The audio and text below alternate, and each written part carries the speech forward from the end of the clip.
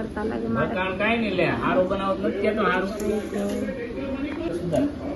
વખાણ કરવાના જ તેઓ વખાણ કરીને તો જ ગાડી ફેમિલી હર હર મહાદેવ જય દ્વારકાધીશ આજના નવા વિડીયોમાં તમારા બધાનું વેલકમ અને અત્યારે જો આપણે મસ્ત મજાના સવારનું બધું કામ પતાવી દીધું છે નાઈડન ફ્રેશ થઈ ગયા છે હેર વોશ કરી નાખ્યા છે અને અત્યારમાં જો આપણે ગુંદા લીધા છે તો ગુંદાનું શાક બનાવવાનું છે તો ચાલો કન્ટેન્ટ વિડીયોમાં રહેજો જો આપણે લઈ લીધા છે મસ્ત મસાના ગુંદા જો મોટા મોટા મોટા મોટા મસ્ત સરસ છે હાલો શાક બનાવવાનું છે પણ ગ્રેવી કરવાની છે ને તો જો આટલી સિંગ મિક્સરમાં ઓલામાં બ્લેન્ડરમાંથી કાઢેલી છે મેં મિક્સરમાં તો હજી થોડી કાઢવી પડશે એટલો ભૂકો કાંઈ આવશે નહીં થોડોક વધારે હોય ને તો રસ્તો ઘાટો થાય તો મજા આવે તો જો ગુંદા બહુ મસ્ત આવ્યા છે પણ એટલા સરસ મોટા મોટા છે મજા આવે ગુંદાનું શાક મેથીમાં આપણે બનાવીને ગુંદા એ પણ બહુ મજા આવે તો અત્યારે શાક બનાવવાનું છે તો જો એટલી છે સિંગ થોડીક એવું લાગે તો મિક્સરમાં બ્લેન્ડરનો વાટકો આવે ને એમાં કાઢી નાખું અને ચલો અંદર રહેજો વિડીયામાં ક્યાં જવું અમારે પબ્લિક આ બધે વેકેશન છે ને અય મંત્ર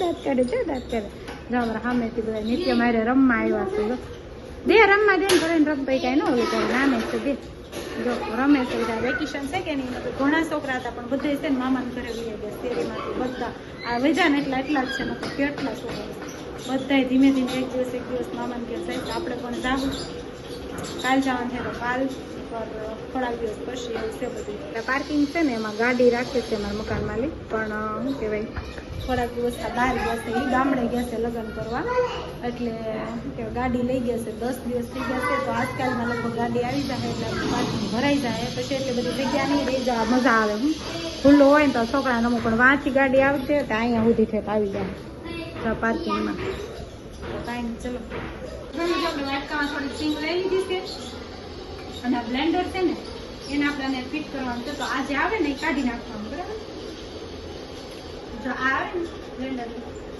કાઢી નાખવાનું ને પછી છે ને આ આમ પેક કરી દેવાનું પછી લઈ લેવાનું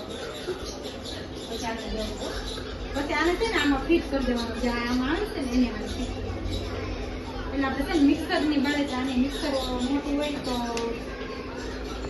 ઉતારવું ગાઢીને લઈ લીધું છે 150 રૂપિયાના એવું આવે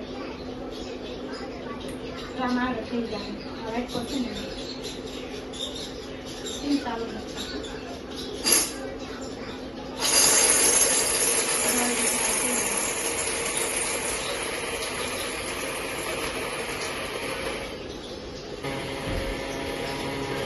જામ આગળ થઈ જાય ફિટ કરી દીધું મિક્સર હોય તો ઉતારવું ને એટલું બધું ફટાફટ જો થઈ ગયા આવી રીતના થઈ જાય આ વાઇટ પહોંચે ને 150 રૂપિયાનો લીધો અને ટેન્શન હાલો આપણે ભૂકો જમીન થઈ ગયો તૈયાર હવે આપણે મસાલો કરી નાખવાનો છે અને ગુંદાનો જે આપણે બીયા કાઢવાના છે ફળિયા આપણો મસાલો બની થઈ ગયો તૈયાર ગ્રેવીનો સિંગવાળો જે આપણે ભૂકો કર્યો હતો ને એમાં જે બધું મસાલા નાખીને ધાણા નાખીને તૈયાર થઈ ગયો છે મસાલો હવે આપણા ગુંદાને છે ને બીયા કાઢવાના ફળિયા કાઢવાના છે પણ આ કામ છે ને થોડું કાહટી વાળું છે ફળિયા કાઢવાના ચીકણા હોય કે નહીં ગુંદા એટલે બહુ કાહટી વાળું છે પણ કાંઈ નહીં હાલો ફટાફટ કરી નાખી ખાવું હોય તો બધું કરવું પડે એવું સાચું ને એટલે હાલો આમાંથી કાઢી મસાલો બની ગયો હવે આપણે છે ને ગુંદાને પેલા ધોઈ નાખવાના છે સરસ મજાના ધોઈ ને પછી એમાંથી ફળિયા કાઢવાના છે ફળિયા કાઢવે ને એ થોડું કાહટી વાળું કામ છે કાંઈ નહીં ખાવું હોય એટલે બધું કરવું પડે શું કહેવું એવું છે તો પહેલાં હું ધોઈ નાખું ને પછી બધાને ફળિયા કાઢી નાખું પછી આપણે તેલમાં એને શેકવાના ચલો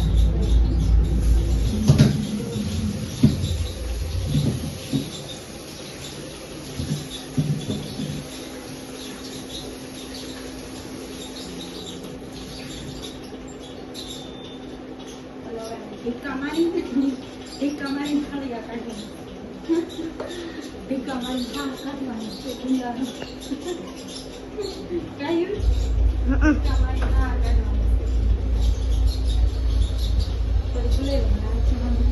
ગુંદા છે ને આપણે છે ને તીખડા હોય ને ફળિયા એટલે આપણે આમાં રાખશું આમાં ફળિયા આમ કાંઈ લેવાય તો નહીં જે વસ્તુમાં તો મૂકો ને એ તીખડા થાય તો અઘરું એટલે આમાં નાખી પછી આ સુધી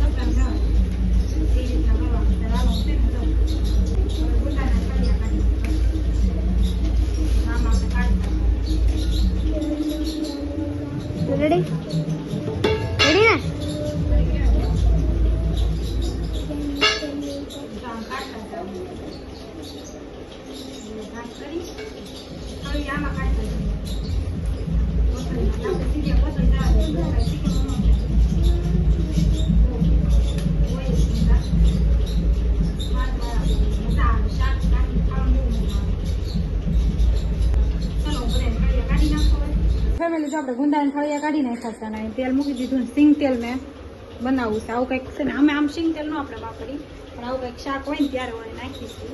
નકર તો સનફ્લાવર લાવી છે તો સિંગ તેલ થોડુંક હતું સીતામાં મેં કીધું એ નાખી તો મસ્ત થાય. આખા રીંગણાનું શાક ને એવું બનાવવું ને તો સિંગ તેલમાં મજા આવે. એટલે ગ્રેવીવાળું શાક હોય ને સિંગ તેલમાં વધારે મજા આવે.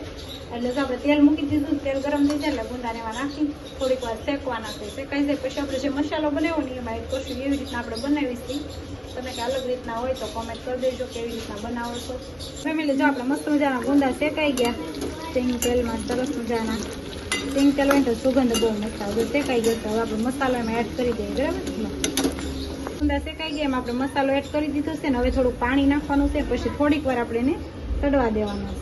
ફેમિલી જો આપણે 1 થી 1.5 ગ્લાસ એમાં પાણી એડ કરી દીધું. ગ્રેવી શેકાઈ ગઈ, મસ્ત મજાના ગુંદા શેકાઈ ગયા. આપણે ગુંદાનું શાક જો મસ્ત મજાનું બનીને થઈ ગયું તૈયાર. સાથે રોટલી, કાંદા અને પરેશ આવી ગયા જમવાનું બેસી ગયા. ફટાફટ વખાણ કરતા લાગે મારે. વખાણ કાંઈ નહીં લે, હારું બનાવો નથી કેતો હારું. લીંબુ એક સુધાર. વખાણ કરવાના જ તેઓ વખાણ કરીને તો જ ગાડું હાલે કા એવું છે. હારું બનાવે સારું જ કહેવાનું. સરસ, સારું બન્યું છે. નકર મસ્ત બન્યું છે. પેલા મેં 2 વાર બનાવ્યું, 3જી વાર બનાવ્યું પણ સારું બન્યું છે. ફટાફટ વખાણ નથી કરતા પણ પાછા બધા કહેતા કાંઈ નહીં. હવે જાય લીંબુ નાખવું પડે છે. પરેશને લીંબુ હદે છે સારું, નકર તો બાપા લીંબુ તો જોઈએ. હે ને લીંબુ બહુ ભાવે. લીંબુ એને નાખ્યું.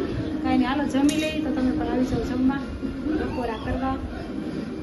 આપણે જો બપોરનું જમી કાઢીને વાસણ ઉઠીને થોડીક વારનું કીધું સુઈ જાય પણ આ પથ્યા કાંઈ હોવા દે નહીં.